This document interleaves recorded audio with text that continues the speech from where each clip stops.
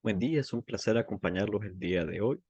Agradezco al comité organizador la invitación. Vamos a hablar sobre hiperglicemia post-COVID-19. Primero vamos a hablar de algunos datos importantes sobre la actualidad de diabetes mellitus. Estos son datos del último Atlas de la Federación Internacional de Diabetes, donde la prevalencia actual de diabetes mellitus tipo 2 a nivel mundial es del 10.5%. Se espera que para el 2030 y 2045 este aumente. Aunque si ustedes revisan los atlas previos, cada año, por desgracia, se superan las expectativas. Se dice que uno de cada 11 adultos tienen diabetes mellitus y el número va a ir incrementando de forma gradual. Un dato preocupante es que uno de cada 3 personas que viven con diabetes mellitus no están diagnosticados. En el 2021 se responsabilizó de 410.000 muertes. Se vio que 121.000 niños y adolescentes viven con diabetes mellitus y el costo es de cerca de 65 billones en el 2021. Otro hecho preocupante es que uno de cada 6 nacimientos son afectados por la hiperglicemia en el embarazo. Ahora, ¿cómo ocurre esta enfermedad? Como sabemos, clásicamente tenemos 4 tipos. Tipo 1 fue el primero, pacientes dependientes de insulina que tienen enfermedad autoinmune que destruye las células beta. Tipo 2, el más frecuente y representa el 95% de nuestros pacientes actualmente. Luego está gestacional y otros tipos. El tipo 1 tiene un componente inmunológico importante donde hay inflamación y autoinmunidad que destruye las células beta, llevando a hiperglicemia. Este tiene una mezcla de factores genéticos más desencadenantes ambientales.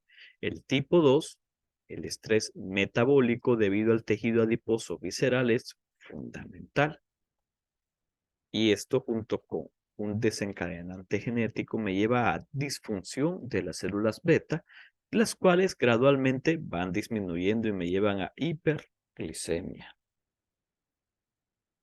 Esta hiperglicemia crónica me lleva a complicaciones micro y macrovasculares, micro como retinopatía, nefropatía, neuropatía, macro como enfermedad arterial coronaria, enfermedad arterial periférica y ictus isquémico.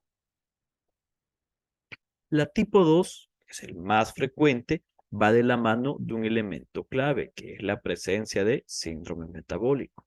Se ha dicho que cerca del 80% de los pacientes con diabetes mellitus 2, tipo 2 tienen síndrome metabólico. Por eso todo paciente diabético tipo 2 hay que buscar síndrome metabólico. Y todo paciente con síndrome metabólico hay que buscar si no tiene diabetes mellitus.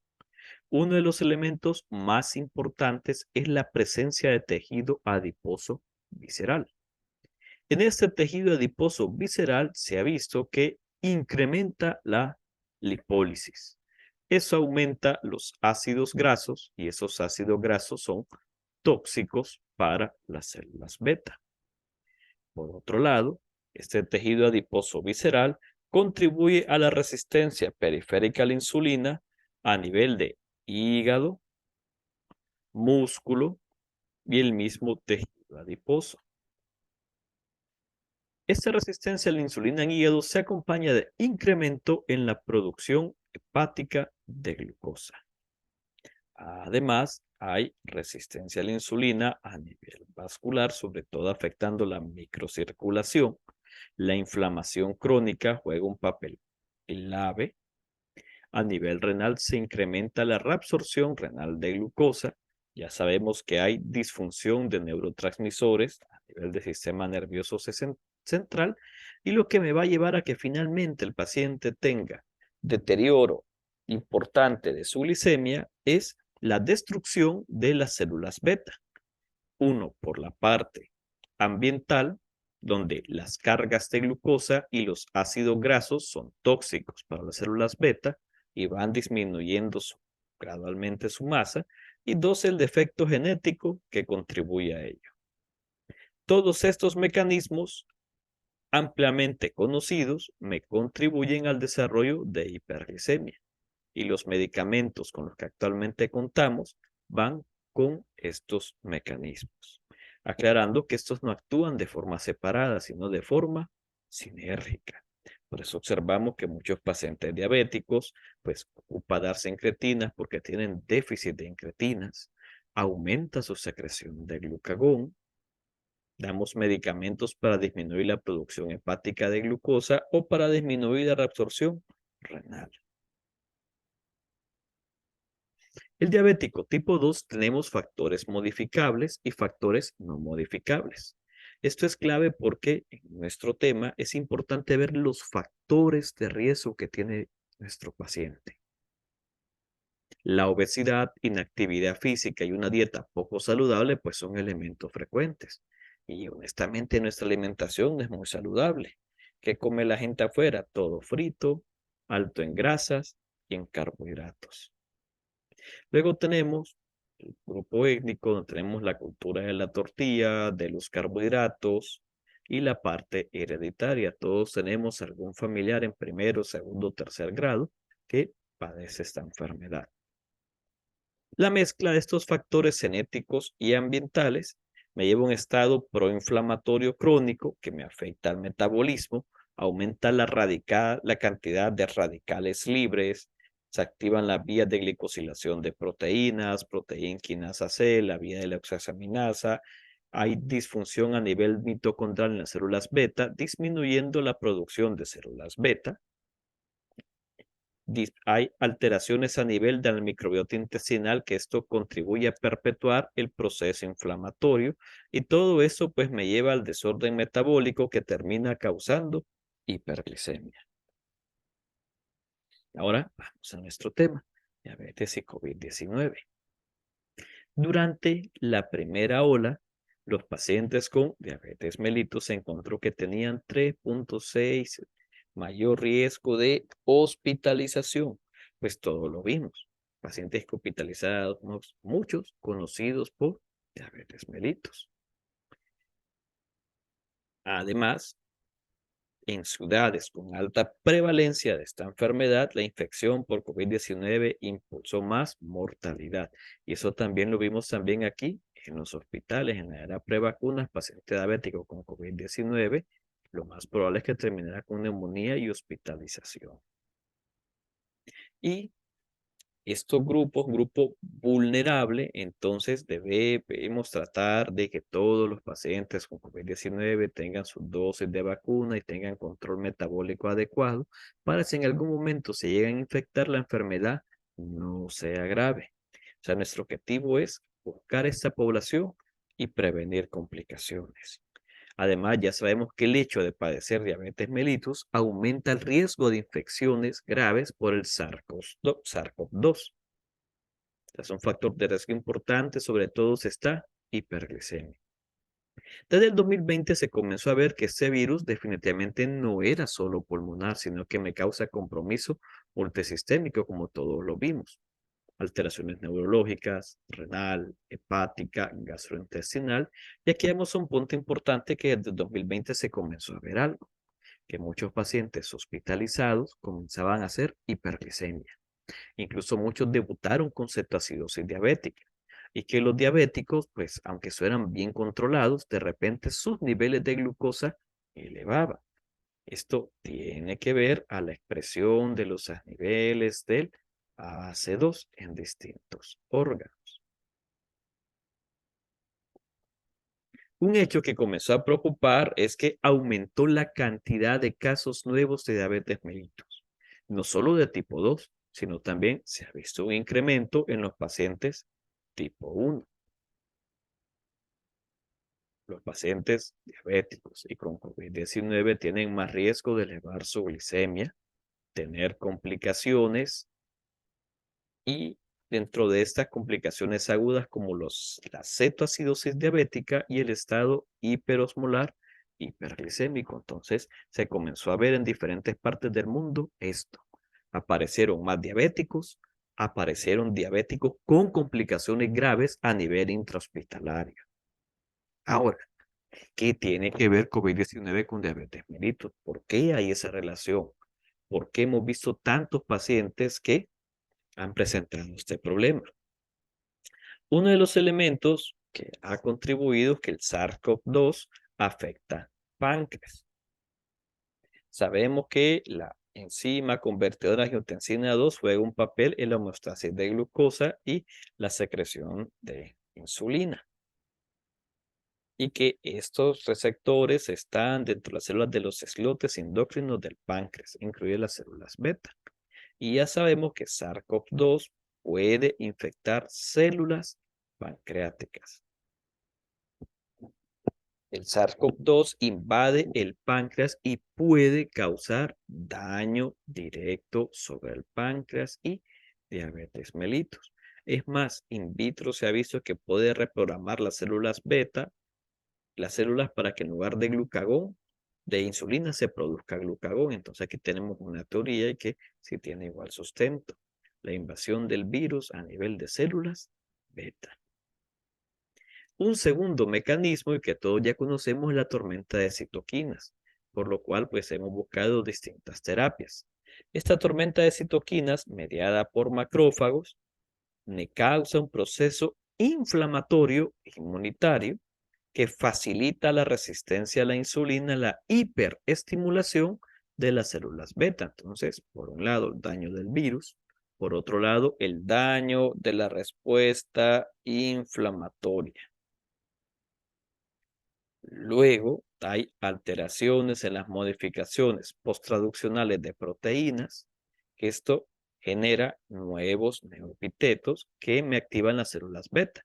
O en otras palabras, se trata de identificar las células beta como algo nocivo, activan las células B y esto puede desencadenar autoinmunidad.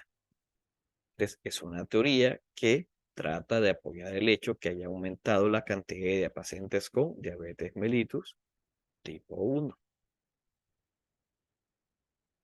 Y la cuarta, que es la más conocida y la que hemos vivido, son los glucocorticoides. Ya sabemos que todo paciente que estuvo con neumonía grave por COVID-19 recibió glucocorticoides.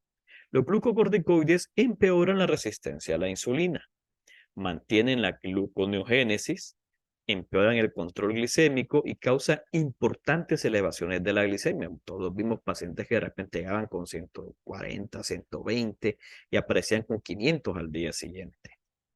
A su vez, esa hiperglicemia reduce la sensibilidad a la insulina. Y esto interfiere con el péptido 1 similar al glucagón o GLP-1,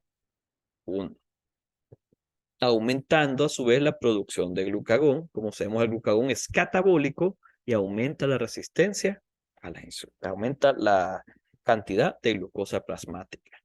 Y otro punto que se vio son las dosis irracionalmente altas de esteroides, que aquí por desgracia todavía se utilizaron ya incluso a principios de este año. O sea, al inicio, pues utilizamos esteroides, no sabíamos exactamente la dosis, se hacían esfuerzos para tratar de disminuir mortalidad. En algún momento todos utilizamos dosis bastante altas. Luego fue apareciendo la evidencia científica y de forma objetiva se vieron que las dosis se podían reducir. Pero ¿qué pasó? Siempre había lugares, incluso lineamientos, donde se daban dosis espantosas. Obviamente esas dosis espantosas me dan más hiperglicemia. Lo bueno que esta hiperglicemia puede resolver después del uso de glucocorticoides. Sin embargo, si mi paciente ya era un paciente con factores de riesgo o un diabético que estaba asintomático y estaba en etapas tempranas, se vio que esto servía como el clip para desencadenar sus trastornos ya crónicos de glicemia. Entonces, repasando los 4 mecanismos: invasión de el virus SARS-CoV-2 a las células pancreáticas, la tormenta de citoquinas, las alteraciones inmunológicas que hacen que haya autoinmunidad de las células T contra las células beta del páncreas y el uso de glucocorticoides. Todo esto tiene en común que termina elevando la glicemia. Estos son diferentes estudios. Si ustedes buscan, pueden encontrar más diferentes muestras. Se trató de ver seguimiento de pacientes y todos tenían algo en común. Vieron que había aparición de pacientes nuevos con diabetes mellitus, pacientes aparentemente sanos. Y van a seguir saliendo más estudios que van a ir apoyando esta teoría que el COVID-19 puede hacer que un paciente termine siendo diabético, pero aquí hay mucha tela que cortar, todavía hay muchos factores que estudiar. Hasta ahora, pues hemos visto que sí, COVID-19 puede desencadenar diabetes mellitus. Hay mecanismos fisiopatológicos, hay en estudios y van en aumento. Y hemos tenido experiencia clínica viendo cómo pacientes aparentemente sanos, ese es un punto importante, aparente, terminan con complicaciones. Recuerden que en etapas tempranas la diabetes mellitus es asintomática. Los pacientes ya presentan manifestaciones cuando tienen elevación importante de la glucosa o las complicaciones agudas o crónicas.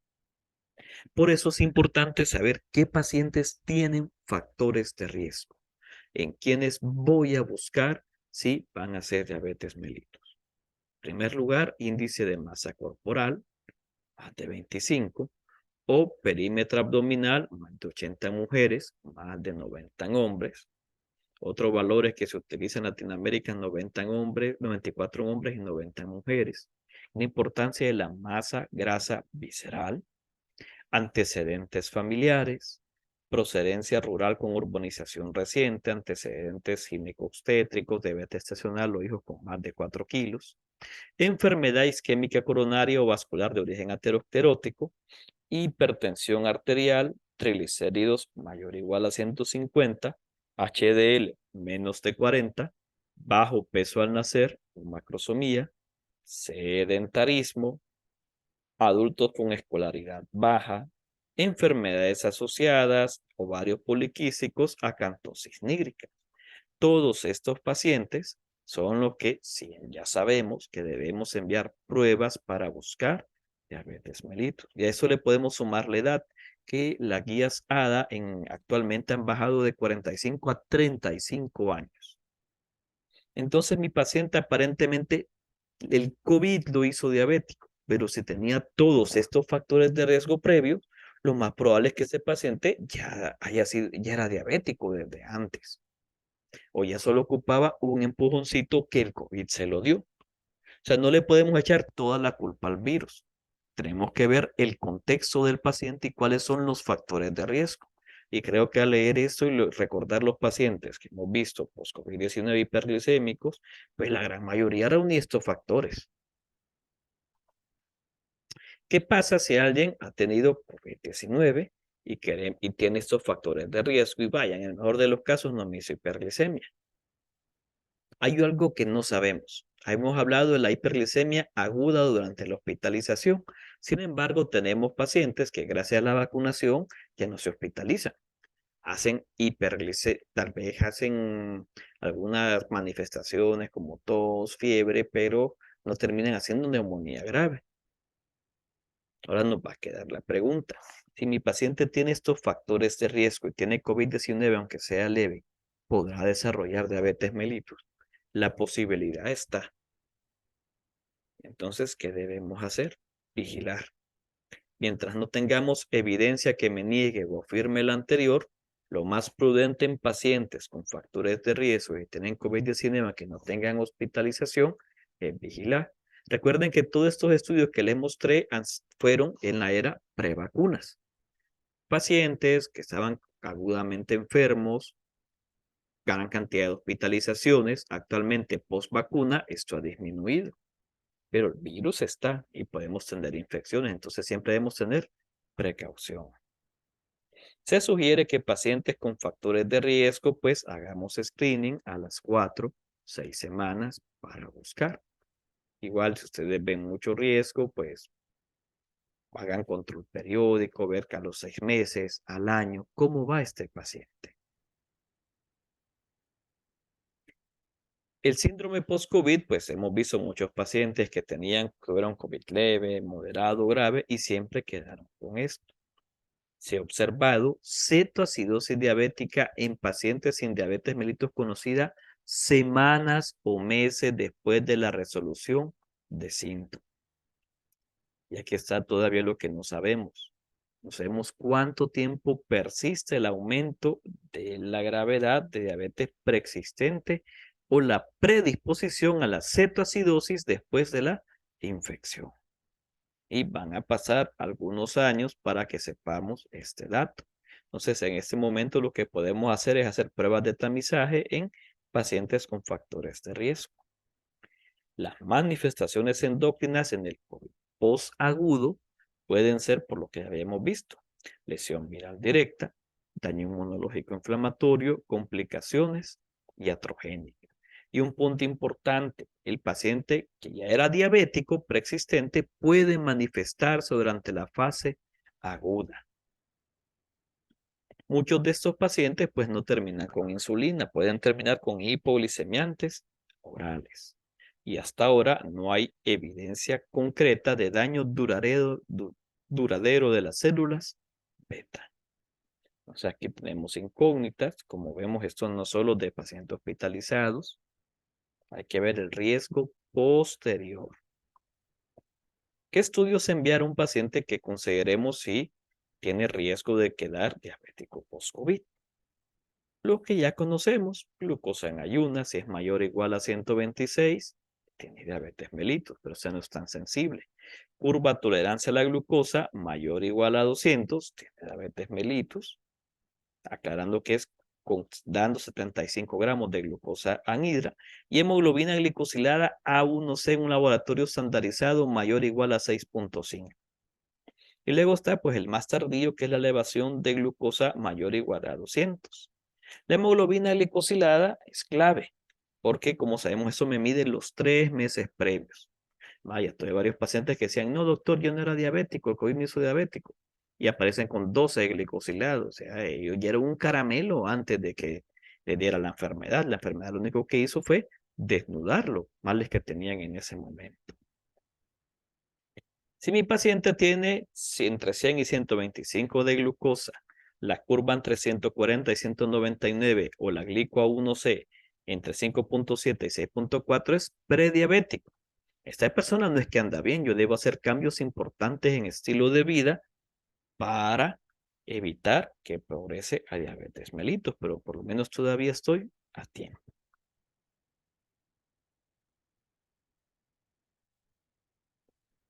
Ahora, ¿cómo vamos a tratar?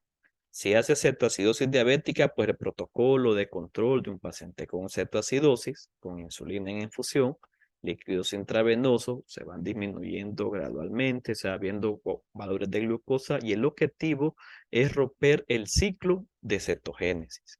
Recuerden que la cetoacidosis es grave, me causa deterioro neurológico, deterioro a nivel cardiovascular.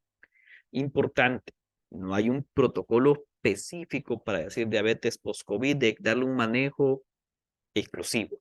No, simplemente manejamos los pacientes con la evidencia actual. Ya sabemos que el COVID puede desnudar que un paciente que debute con diabetes. Entonces, yo debo ver todos los factores de riesgo, estudios y tratamiento como un paciente diabético común. Si el paciente está hospitalizado, tratar de mantener que la glucosa esté en menos de 180. Ojo, evitemos la hipoglicemia también. Y esto es a través del uso de distintos protocolos de insulina. Y cuando nuestro paciente egresa, valoramos: ¿será que la descompensación fue aguda porque estuvo con glucocorticoides o por el estrés metabólico que tuvo el paciente? Entonces decidimos insulina o vía oral. Se debe educar al paciente en ambas cosas por datos de alarma de hipoglicemia, sobre todo con el uso de insulina, y evaluar días después del egreso, que es igual, va a depender de la evolución clínica del paciente. No es que hay un valor, día estándar de cuánto, sino va a depender de nuestro criterio como clínicos. Vivimos en un país pobre, de escasez, entonces debemos hacer el equilibrio en que tenemos disponibles, ver costo y beneficio, tratando de buscar lo mejor para el paciente. Lindo sería manejar según las guías, pero no tenemos la capacidad económica para mantener. Entonces tenemos que tratar de buscar ese equilibrio. Y un punto clave que siempre se nos olvida, sobre todo en pacientes con factores de riesgo como estos, es que la gran mayoría mejora con cambio de estilo de vida. Entonces debemos educar a nuestro paciente con un estilo de vida saludable, apoyarnos en soporte nutricional. Y recordemos que la diabetes mellitus no va sola. Es una enfermedad que se acompaña de múltiples factores de riesgo cardiovascular. Igual COVID ya sabemos que afecta parte cardiovascular. Muchos de los pacientes son hipertensos, diabéticos, dislipidémicos, obesos, fumadores. Entonces, todos estos factores tenemos que evaluarlos. El manejo es integral. No solo tenemos que meternos en la glucosa, sino que ver el manejo de todos los factores de riesgo. Si el paciente está hospitalizado y recibe glucocorticoides, se puede utilizar régimen en base a NPH o bolo basal. Y si el paciente ya está hiperglicémico, ya sea que sea diabético no o debutante, se utiliza insulina. Los bioral pues tratan de evitarse por el riesgo de hipoglicemia. Entonces aquí es evitar hipoglicemia, hiperglicemia. Por ejemplo, le damos glibenclamida a un paciente hospitalizado, normalmente a riesgo de hipoglicemia. Damos con insulina. Nuestro objetivo es ni que vaya muy alto, ni que tampoco haga hipoglicemias.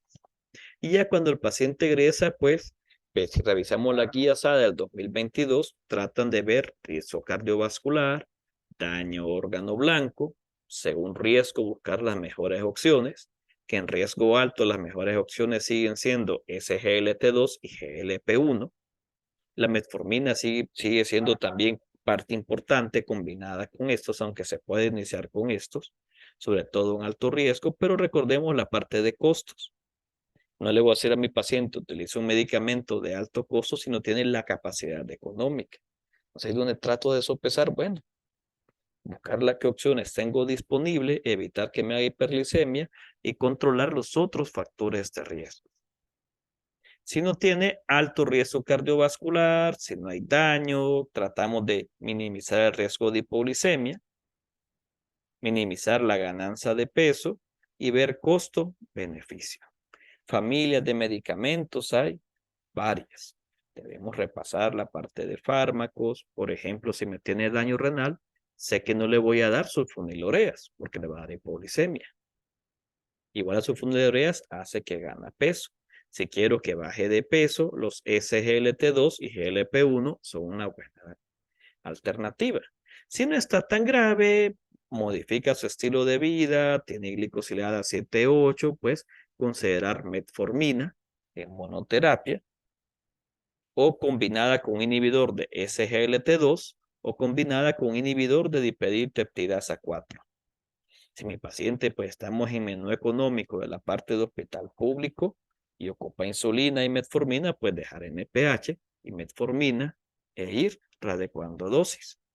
Opciones terapéuticas tenemos, no siempre tenemos las ideales, pero con lo que tenemos, con solo el hecho que bajemos la glucosa y controlemos los otros factores de riesgo, reducimos bastante la posibilidad de complicaciones.